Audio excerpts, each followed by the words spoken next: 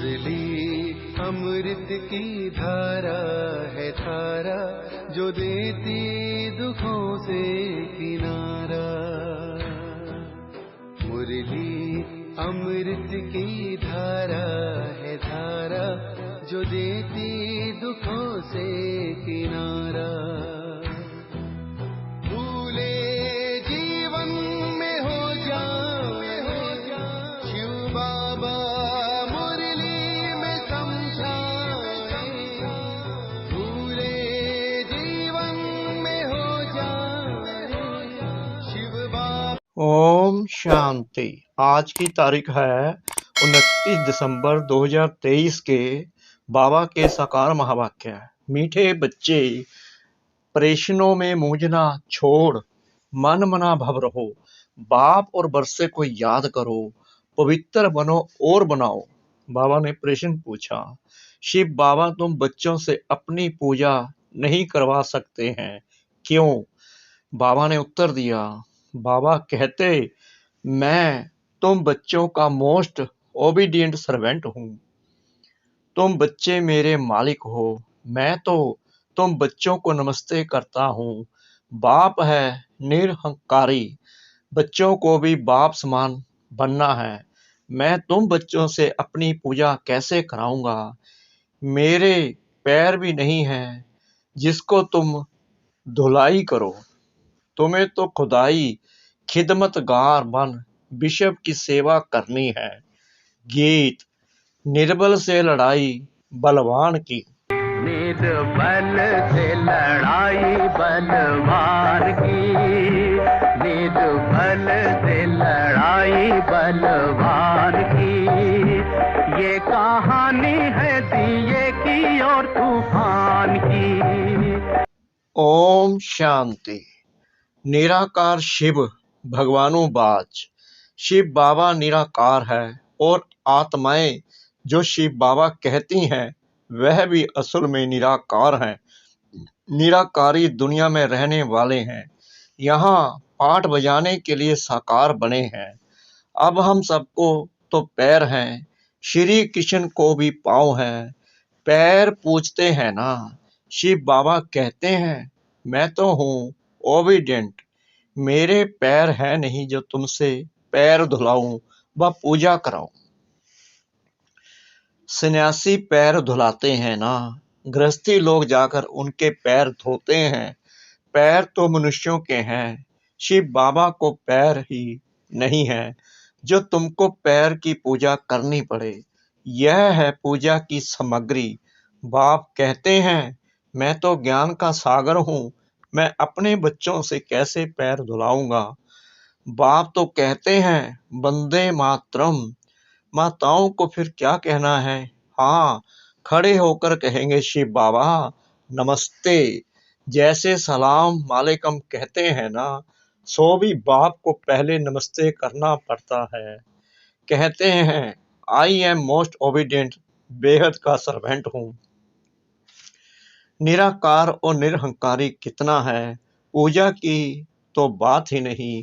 Most believed children जो मलकियत के मालिक बनते हैं, उनसे कैसे पूजा कराएंगे? हाँ, छोटे बच्चे बाप के पांव पड़ते हैं क्योंकि बाप बड़ा है, परंतु वास्तव में तो बाप बच्चों का भी सर्वेंट है।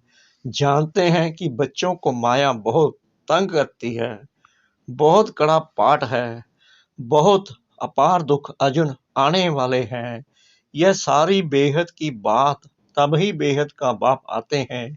बाप कहते हैं दाता मैं एक ही हूँ, अन्य किसी को भी दाता नहीं कह सकते। बाप से सब मांगते हैं, साधु लोग भी मुक्ति मांगते हैं। भारत के गृहस्थी लोग भगवान से जीवन मुक्ति मांगते हैं, तो दाता एक हो गया। गाया भी हुआ है सर्व का सदगति दाता एक। साधु लोग जब खुद ही साधना करते हैं तो औरों के फिर गति सदगति कैसे दे सकते हैं? मुक्ति धाम और जीवन मुक्ति धाम दोनों का प्रोप्राइटर एक ही बाप है। वह अपने समय पर आते हैं एक ही बार और सभी जन्म मरण में आते रहते हैं। यह एक ही बार आते हैं, जबकि रावण का राज्य खत्म होना होता है, उसके पहले आ नहीं सकते। ड्रामा में पार्ट ही नहीं है। तो बाप कहते हैं, तुमने मेरे द्वारा मुझे अब पहचाना है। मनुष्य नहीं जानते तो सर्वव्यापी कह दिया है। बाबा हम बच्चों को कह रहे हैं कि तुम ही मुझे जानते हो, तुमने ही मुझे जाना है। मनुष्य तो कोई जानता भी नहीं, तभी तो सर्वव्यापी कह देते हैं। अभी तो है रावण राज्य, भारतवासी ही रावण को जलाते रहते हैं, तो सिद्ध है रावण राज्य भारत में है, राम राज्य भी भारत में है। यह बातें राम राज्य स्थापन करने वाला ही समझाते हैं कि कैसे अब रावण राज्य है। यह कौन समझाते हैं? निराकार शिव भगवानुवाच। कौन समझाते हैं? परमपिता परमात्मा शिव समझाते हैं। आत्मा को शिव नहीं कहेंगे, आत्माएं हैं सब शालिग्राम। शिव एक को ही कहा जाता है, शालिग्राम तो अनेक होते हैं। यह है रुद्र ज्ञान यज्ञ। वह ब्राह्मण लोग जो यज्ञ रचते हैं, उसमें एक बड़ा शिवलिंग और छोटे छोटे शालिग्राम बनाकर पूजा करते हैं। देवियों आदि की पूजा तो वर्ष वर्ष होती है, यह तो रोज मिट्टी के बनाते हैं और पूजा करते हैं। रुद्र का बड़ा मान होता है। शालिग्राम कौन है वह तो जानते नहीं। तुम शिव शक्ति सेना पतितों को पावन बनाती हो, शिव की पूजा तो होती है। शालिग्राम कहाँ जाए? तो बहुत मनुष्य रुद्र यज्ञ रच शालिग्रामों की पूजा करते हैं। शिव बाबा के साथ बच्चों ने भी मेहनत की है। शिव बाबा के मददगार हैं, उन्हों को कहा जाता है खुदाई खिदमगार। क्या कहा जाता है? खुदाई खिदमगार। खुद निराकार भी जरूर कोई शरीर में आएंगे ना। स्वर्ग में तो खिदमत की दरकार नहीं। शिव बाबा कहते हैं, देखो ये मेरे खिदमतगार बच्चे हैं, नंबरवार तो है ना, सबकी पूजा तो कर ना सके। यह यज्ञ भी भारत में ही होते हैं, यह राज बाप ही समझाते हैं। वह ब्राह्मण लोग व सेठ लोग थोड़ी जानते हैं। वास्तव में यह है रुद्र ज्ञान यज्ञ। बच्चे पवित्र बन भारत को स्वर्ग बनाते हैं। यह बड़ी हॉस्पिटल है जहां योग द्वारा हम एवर हेल्दी बनते हैं। बाप कहते हैं, मुझे याद करो। देह अहंकार पहला नंबर विकार है जो योग तोड़ता है। बॉडी कॉन्शियस होते हो, बाप को भूलते हो, तभी फिर और विकार आ जाते हैं। यह योग निरंतर लगाना बड़ी मेहनत है। मनुष्य श्री कृष्ण को भगवान समझ उनकी पूजा करते हैं, परंतु वह पतित पावन तो है नहीं जो उनके पैर पूजे जाएं। शिव तो है ही बिगर पांव। वह तो आकर माताओं का सर्वेंट बनते हैं और कहते हैं, बाप और स्वर्ग को याद करो तो फिर तुम 21 जन्म राज्य करेंगे।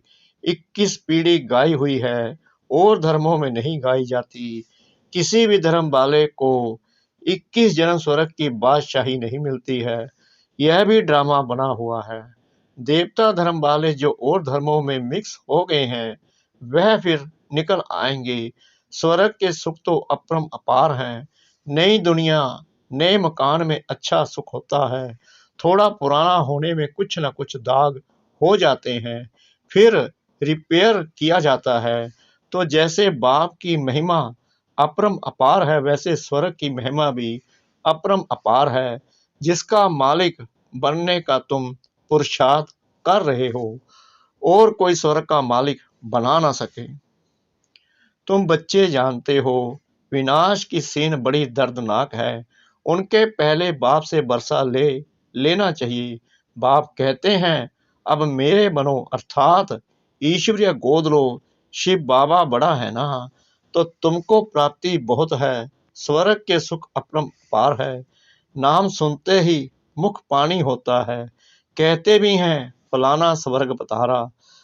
स्वर्ग प्यारा लगता है ना, यह तो है ही नरक। जब तक सत्युग ना हो तब तक स्वर्ग में कोई जा ना सके।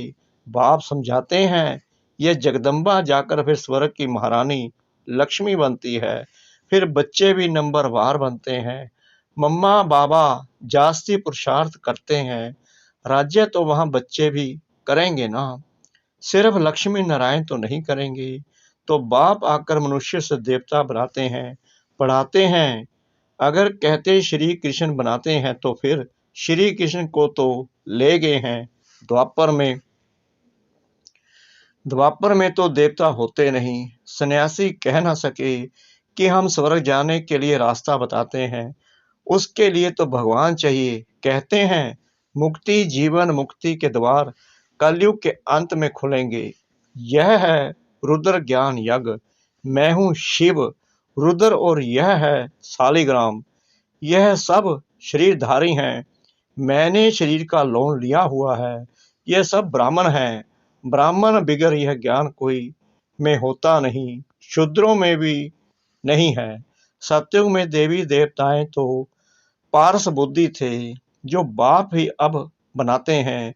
सन्यासी किसको पारस बुद्धि बना ना सके, फल खुद पवित्र हैं, फिर भी बीमार हो पड़ते हैं। स्वर्ग में कभी बीमार नहीं पड़ेंगे, वहां तो अपार सुख है। इसलिए बाप कहते हैं पूरा पुरुषार्थ करो।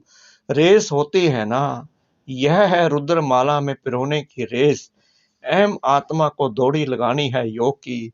जितना योग लगाएंगे तो समझेंगे यह तीखा दौड़ रहा है, उनके विक्रम विनाश होते जाएंगे।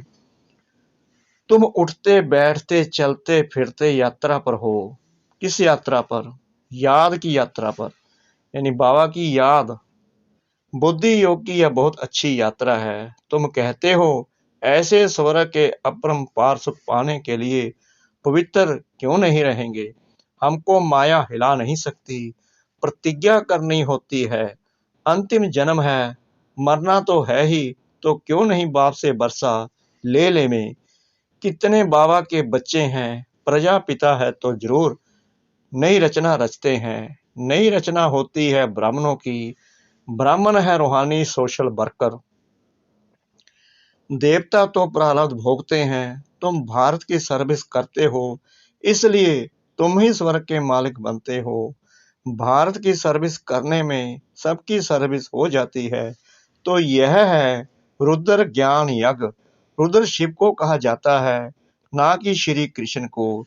श्री कृष्ण तो सत्यु का प्रिंस है, वहां यह यज्ञ आदि होंगे नहीं। अभी है रावण राज्य, यह खलास होना है, फिर कभी रावण बनाएंगे ही नहीं। बाप ही आकर इन जंजीरों से छुड़ाते हैं। इस ब्रह्मा को भी जंजीरों से छुड़ाया ना। शास्त्र पढ़ते पढ़ते क्या हालत हुई है, तो बाप कहते हैं अब मुझे याद करो। बाप को याद करने की हिम्मत नहीं है, पवित्र रहते नहीं, फालतू प्रश्न पूछते रहते हैं।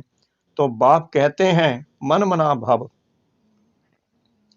अगर किसी बात में मूंझते हो तो उसको छोड़ दो, मन मना भव।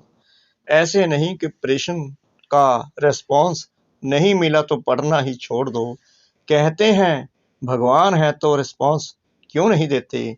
बाप कहते हैं तुम्हारा काम है बाप और बरसे से चक्कर को भी याद करना पड़े। वह भी त्रिमूर्ति और चक्कर दिखाते हैं।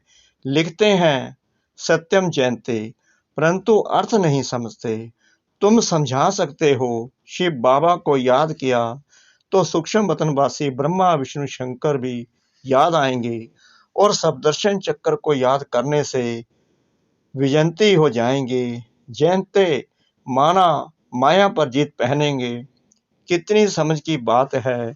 यहाँ कायदे हैं, हंसों की सभा में बगुले बैठ ना सके। बाबा कहते हैं हंसों की सभा में बगुले बैठ ना सके। बीके जो स्वर्ग की परी बनाते हैं, उन पर बड़ी रिस्पॉन्सिबिलिटी है। पहले जब कोई आते हैं तो उनसे हमेशा ये पूछो, आत्मा के बाप को जानते हो? प्रेषण जो पूछते हैं तो जरूर जानते होंगे। सन्यासी आदि ऐसे कभी नहीं पूछेंगे, वह तो जानते ही नहीं। तुम तो प्रेषण पूछेंगे, बेहद के बाप को जानते हो? पहले तो सगाई करो। ब्राह्मणों का धंधा ही यह है, बाप कहते हैं, हे आत्माएं, मेरे साथ योग लगाओ, क्योंकि मेरे पास आना है।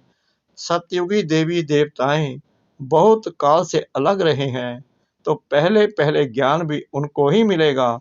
लक्ष्मी नारायण ने 84 जन्म पूरे किए हैं, तो उनको ही पहले ज्ञान मिलना चाहिए। मनुष्य सृष्टि का जो झाड़ है, उसका पिता है ब्रह्मा और आत्मा का पिता है शिव। तो बाप और दादा है ना, तुम हो उनके पोत्रे, उनसे तुमको ज्ञान मिलता है। बाप कहते हैं, मैं जब नरक में आऊं तब तो स्वर्ग रचूं। शिव भगवानु बाच। लक्ष्मी नारायण त्रिकालदर्शी नहीं है, उनको ये रचता रचना का ज्ञान है नहीं, तो परंपरा कैसे चले। कई समझते हैं यह तो सिर्फ कहते ही रहते हैं, मौत आया कि आया, होता तो कुछ नहीं है। इस पर एक मिसाल भी है ना, उसने कहा शेर आया, परंतु शेर आया नहीं।